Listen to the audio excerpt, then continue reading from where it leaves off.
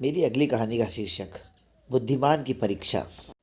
बहुत समय पूर्व जब गुरुकुल शिक्षा की प्रणाली होती थी, तब हर बालक को अपने जीवन के 25 वर्ष गुरुकुल में बिताना पड़ता था। उस समय एक प्रचंड पंडित राधे गुप्त हुआ करते थे, जिनका गुरुकुल बहुत प्रसिद्ध था, जहाँ दूर दूर के राज्य के शिष्य शिक्षा लेने प्राप्त करने आया करते थे। बात उन दिनों की है जब राधे गुप्त की उम्र ढलने लगी थी और उसकी पत्नी का देहांत हो चुका था। घर में विवाह योग्य एक कन्या थी। राधे गुप्त को हर समय उसकी चिंता सताती रहती थी। वह उसका विवाह एक योग्य व्यक्ति से करना चाहते थे, जिसके पास संपत्ति भले ना हो, पर वो कर्मठ हो, जो किन्हीं भी परिस्थितियों में उसकी बेटी को खुश रखे और उचित समय पर उचित निर्णय ले सके। एक दिन उनके मस्तिष्क में एक ख्याल आया और उन्होंने इस परेशानी का हल सोचा कि क्यों न वो अपने खुद के शिष्यों में से ही एक योग्य वर की तलाश करे। उनसे बेहतर उनकी बेटी के लिए और क्या हो सकता है। इस कार्य के लिए उन्होंने बुद्धिमानी की परीक्षा लेने का निर्णय लिया और सभी शिष्यों को एकत्र किया। राधे गुप्त ने सभी से कहा कि वह एक परीक्षा आयोजित करना चाहते हैं, जिसमें सभी की बुद्धिमानी का परिचय होगा। उन्होंने सभी से कहा कि उन्हें अपनी पुत्री के विवाह की चिंता है, जिसके लिए उनके पास पर्याप्त धन नहीं है। इसीलिए वे चाहते हैं कि उनके शिष्य विवाह में लगने वाले सभी सामग्री कैसे भी करके एकत्र करें, भले उनके लिए उन्हें चोरी का रास्ता चुनना पड़े, लेकिन उन्हें चोरी करता कोई भी देख ना सके। इसी एक शर्त का पालन सभी को करना होगा। अगले दिन से सभी शिष्य कार्य में जुट गए। रोजाना कोई ना कोई तरह तरह की वस्तुएं चुरा कर लाता और राधा गुप्त को दे देता।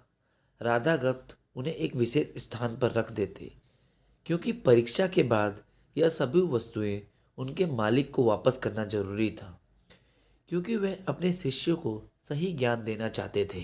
सभी शिष्य अपने अपने दिमाग से कार्य कर रहे थे, लेकिन इनमें से एक चुपचाप गुरुकुल में बैठा हुआ था, जिसका नाम रामास्वामी था।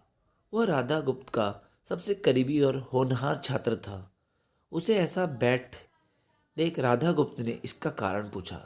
तब रामास्वामी ने बताया कि आपने परीक्षा की शर्त के रूप में कहा था कि चोरी करते वक्त इसे कोई देख ना सके।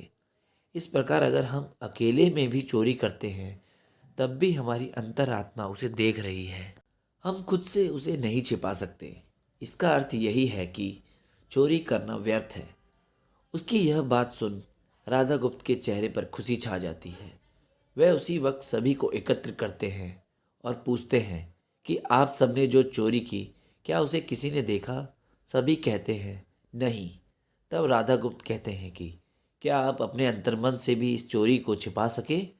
सभी को बात समझ आ जाती है और सबका सिर नीचे झुक जाता है, सिवाय राधा स्वामी के। राधा गुप्त राधा स्वामी को बुद्धिमानी की परीक्षा में अव्वल पाते हैं और सभी के सामने कहते हैं कि यह परीक्षा मेरी पुत्री के लिए उचित वर तलाशने के लिए रखी गई थी। इस प्रकार मैं रामास्वामी का विवाह अपनी पुत्री के साथ तय करता हूँ। सभी खुशी से झूम उठते हैं, साथ ही चुराई हुई हर एक वस्तु को उसके मालिक को सौंप विनम्रता से सभी से क्षमा मांगते हैं।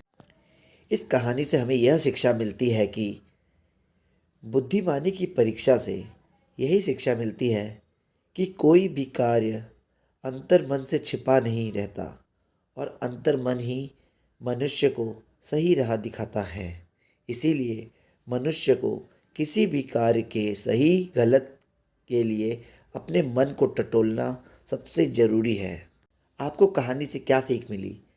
कृपया लाइक और कमेंट करके ज़रूर बताएं, और आपको मेरी कहानी कैसी लगी ये भी बताएं।